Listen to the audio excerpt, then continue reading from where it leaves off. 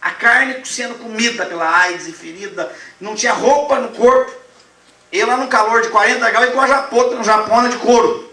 Sem camisa por baixo. Ele não tinha outra. É o que ele tinha. E ele dormia no chão da igreja, que é chão de terra. Comendo o que o povo dava. Por 2 anos desse jeito, porque não tinha família.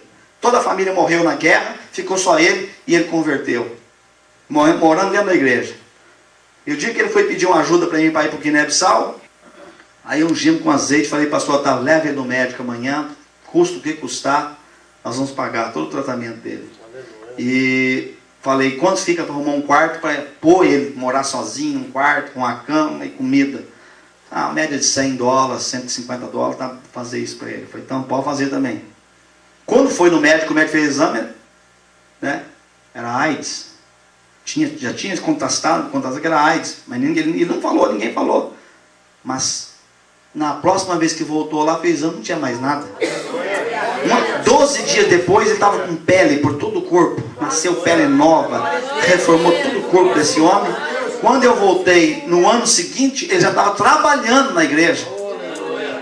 Ele arrumaram um emprego para ele como guarda, de ficar cuidando das coisas lá. E ele estava trabalhando com o corpo todinho renovado. Mas por que eu lembrei disso? Porque no dia que eu orei por ele, que ele não tinha para onde ir, não tinha casa, não tinha comida, eu falei para ele, mas você não tem parente, não tem ninguém? Ele falou, não tem ninguém. Morreu todinho minha família na guerrilha.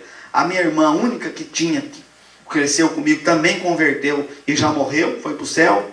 E eu quero ir lá para o céu, lá eu sei. Ele falou assim, eu não tenho casa aqui, não tenho família, não tem ninguém. Mas no céu eu sei que Jesus tem uma casa preparada para mim. E falou, eu quero cantar um hino. Eu falei, como é que faz um homem desse cantar um hino? E louvar a Deus, com a ferida nas costas, sem parente, sem nada, e cantou um hino e adorou a Deus. Amém. Falou assim, para mim esse é o prêmio de eu estar aqui. Eu ter Jesus. E olhou para o pastor Otávio e falou assim, eu agradeço a Deus por esse homem que deixar o Brasil, deixar tudo que ele deixou para vir para cá, me evangelizar, e eu aceitei Jesus por causa dele ter vindo aqui. Estou salvo. Então quando a pessoa tem uma base espiritual, uma base revelada no coração, do que está esperando para frente, do que espera depois da morte, o seu futuro, ele começa a entender, pela palavra de Deus, que ele pode suportar as dificuldades dessa terra, porque sabe que isso aqui é passageiro. Esse dia eu conversando com o irmão, nós estávamos conversando sobre vitórias. Homens que venceram, que às vezes você olha para um homem aí, tem uma igreja de 30 mil membros, aqui nos Estados Unidos tem algumas igrejas de 20 mil membros, 30 mil membros, 15 mil membros. Aí isso não é um vencedor? E eu pensei bem, falei, será que é mesmo? Será que é pelo tanto que o homem conquista nessa terra que ele é vencedor?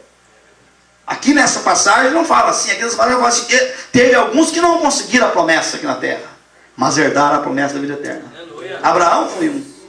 Abraão não conseguiu conquistar o que Deus prometeu para ele. Hoje sim está cumprindo a semente de Abraão, que hoje Abraão tem 3 gerações nessa terra, que é a herança de Abraão, que é os judeus, os muçulmanos e nós cristãos. São tudo herança de Abraão. Cumpriu, encheu a terra. Deus falou assim, Abraão, a tua semente vai encher a terra, encheu mesmo. Só que ele não viu. Mas venceu, herdou, porque creu. E Jesus, ele venceu a cruz, está aqui por quê? Porque ele tinha um gozo na sua alma, e esse gozo fez ele suportar a cruz, suportar a dificuldade, suportar a tristeza, suportar as coisas que acontecem na nossa vida, porque ele sabia que lá no céu ele ia sentar à direita de Deus. Glória a Deus, aleluia. Então nem sempre o que conquista alguma coisa na terra é o vencedor. Homens que às vezes não conquistam, mas são vencedores, porque deixou uma herança, às vezes, um laudo para uma família. Quantos homens antigos não foram ricos, mas os filhos assim, eu tenho orgulho do meu pai. Meu pai me deixou uma herança, meu pai me deixou um caráter, meu pai me formou. Esse dia eu estava vendo a entrevista do Popó, aquele lutador de coisa lá, você viu aquele lutador de... Nunca tinha visto, ele falou assim, ó, eu me orgulho do meu pai. O pai dele é um lá, não sei de onde saiu, lá da Bahia, no interior lá. Mas a mulher não queria que ele lutasse boxe, a mãe dele. Mas o pai falou, não, esse menino é um vencedor, vamos deixar ele lutar. E ele falou assim, meu pai até foi contra a minha mãe para fazer eu um vencedor. Meu pai formou um caráter, e chorou, falou assim, eu amo meu pai, sinto saudade do meu pai me fez um caráter, fez homem.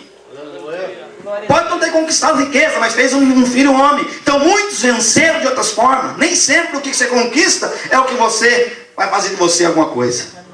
Agora nas coisas de Deus também é a mesma coisa. Nem sempre o que você vai fazer aqui vai ser visto. Mas Deus está vendo o teu caráter cristão. Deus está vendo a sua fé em Deus. Deus está vendo o seu desejo de servir a Deus. E nós temos que lutar. Eu ia falar aqui alguns tópicos sobre nós criarmos uma base. Nós temos que criar uma base. Porque tem muitos cristãos que não sabem ainda o que fazer. Por quê? Porque está faltando. A Bíblia fala aqui, Oséias capítulo 6, verso 4, assim: o meu povo perece, porque lhes faltou conhecimento. Quando você não sabe o que é certo e o que é errado, você não sabe se está bem ou se está ruim. E eu tenho experimentado um nível de servir a Deus na minha vida. Eu louvo a Deus por isso, porque às vezes é na luta que você vai crescendo espiritualmente. Que existe a primeira base que eu não quero mudar mais. Eu já errei por isso, como pastor. De tomar decisões, às vezes, precipitadas, tomar decisões na vida, na emoção, no impulso, e tomar prejuízo, fazer erro. Mas a Bíblia fala para nós andarmos na palavra de Deus. E eu coloquei isso, não, tem que andar na palavra de Deus. Você quer ser bem sucedido, ter alicerce na sua vida, anda na palavra de Deus. É uma promessa. A primeira coisa que um cristão tem que ter dentro do coração dele é a palavra de Deus. Nós temos que conhecer a palavra de Deus. Nós temos que conhecer o padrão de Deus para nós. É a palavra de Deus que nos edifica um crente forte. E aqui, por isso que Paulo escreveu assim: olha, estou ensinando vocês pela palavra de Deus. Não é o que você conquista, não é o que você tem, não é o que você passa no dia a dia que vai te assegurar, não, manter firme. Quantos ricos estão se suicidando? Quantos ricos perdeu tudo de uma hora para outra na bolsa de valores? Quantos ricos estão sem nada? Então não é o que você planta nessa terra que te segura, mas o que segura mesmo é a palavra de Deus. O cristão que anda na palavra de Deus diz que é como os montes de Sião, não se abala, mas permanece para sempre. Então principalmente nós, que já estamos aqui construindo alguma coisa, vamos dizer, até nessa terra mesmo, construindo família, construindo um futuro, construindo um plano de voltar ao Brasil. Planeje-se pela palavra de Deus. Aleluia. Não vai pela emoção, não dá problema. Olha, todos os irmãos que me aconselharam que o Espírito Santo falou, não vai ao Brasil, hoje estão lá sem nada, estão querendo voltar e nem conseguem. Agora, quando Deus fala vai dar certo. Mas quando não vai, não dá certo. Porque Deus tem o tempo.